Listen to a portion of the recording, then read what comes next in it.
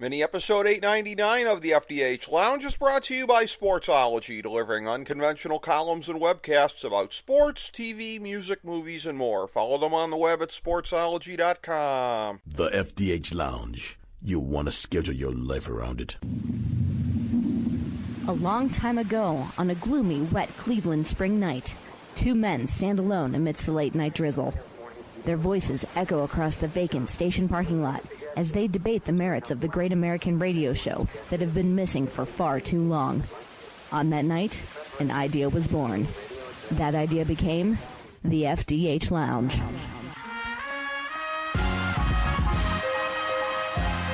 Welcome to the FDH Lounge. Welcome to mini episode 899 of the FDH Lounge. This is FDH Managing Partner Rick Morris here with another in our line of TV reviews.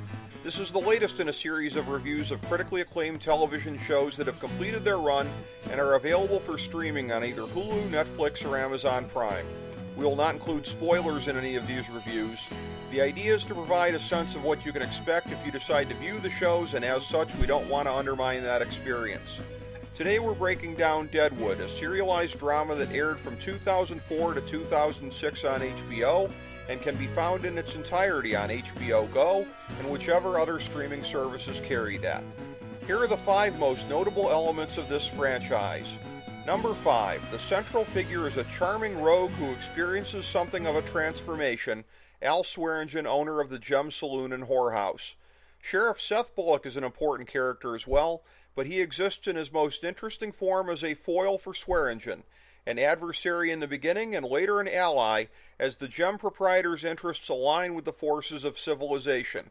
For most of Season 1, Swearingen is the big bad, a ruthless figure bent on exploiting the Deadwood camp for all of the money and control that he can acquire. But by Season 2, it's clear that he is less of a menace than competitor Cy Tolliver of the Bella Union Saloon, and his evil is dwarfed completely by Tycoon George Hurst, who launches an all-out assault to dominate the community's assets. It's interesting that Al never undergoes what might be termed in pro wrestling a face turn. He simply acts in accord with his perceived interests at all times, and as time passes and the outside world takes an increased interest in Deadwood, he realizes that embracing his status as a community leader is of great benefit. Whether the matter at hand is dealing with a smallpox outbreak, accepting the terms and benefits of joining the Dakota Territory, or building a coalition to fight Hearst, Swearingen doesn't morph into a goody-goody even as his fights reach a loftier plane. Rather, he retains his ruthlessness even as he deploys it in areas of wider benefit. At the same time, those perceived to be under his thumb slowly reveal different sides of him, indicating that there are tangible qualities about him that draw not simply their obedience, but also their loyalty. In terms of TV anti-heroes, he's much closer to Tony Soprano than Raylan Givens, but the exploration of his different sides and the disparate ways that he reacts to circumstances make him somebody who commands your attention at all times. Number 4. There is a strong casting crossover with this show and Justified, and the most intriguing part centers around the gifted Timothy Olyphant. It's a popular parlor game to find points of comparison between Deputy Marshal Raylan Givens and Sheriff Seth Bullock, and there certainly are some. Both have strong moral centers, but are frequently stubborn and self-righteous. But Bullock finds himself a bit more bound by the demands of propriety and the law than Raylan. This is partially due to being set in an earlier time, and partially due to being thrust to the forefront of responsibility when he is called upon to assume the very duties in Deadwood that he thought he was leaving behind in Montana. Once Wild Bill Hickok quickly meets his untimely demise in camp, Bullock and the massively decent Charlie Utter, played by the awesome Dayton Collie, find themselves obligated to fill a lawful void in a lawless environment. With Bullock not having a boss to defer to like Raylan always did, he also doesn't have the security of knowing that somebody else would pick up the slack if he screws up, so the stakes are higher. Number 3. The language is very rough and very anachronistic. As you would imagine with a predominantly male population in a frontier community, the means of expression is often crude. But the show creators, in trying to keep the phrasing relatable, opted to substitute in modern F-bombs, S-bombs, and the like in place of 1870s swearing, which they feared would prove distracting. Of course, it all depends on your perspective. To many people, hearing these words in that historical setting may prove distracting. but for most people it's probably not a deal breaker either way, but if you hate vulgar language and lots of it, this is certainly not the program for you. Number 2. Deadwood's transformation over the course of the series from largely lawless outpost to community on the brink of achieving civilization is quite profound.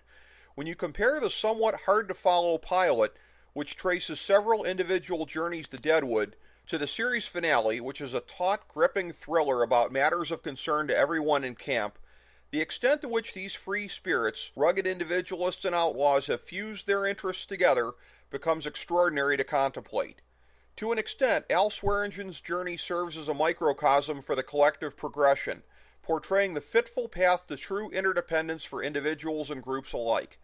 At the same time, there's a fair amount of pessimism about humanity's ability to collectively thwart the worst impulses of the rich and powerful in the vision of show creator David Milch. The Season 3 arc with George Hurst trying to bend the entire camp to his will aired in 2006, and as such was a thinly veiled Iraq War allegory. But perhaps the better point is that although mankind does keep encountering oppression of various sorts through the course of history, the struggles for freedom and justice are likewise timeless. Witness the presence in camp of Samuel Fields, a black man treated fairly well with few exceptions, a mere decade after the end of the Civil War. Number 1. The casting and character work is absolutely top-notch.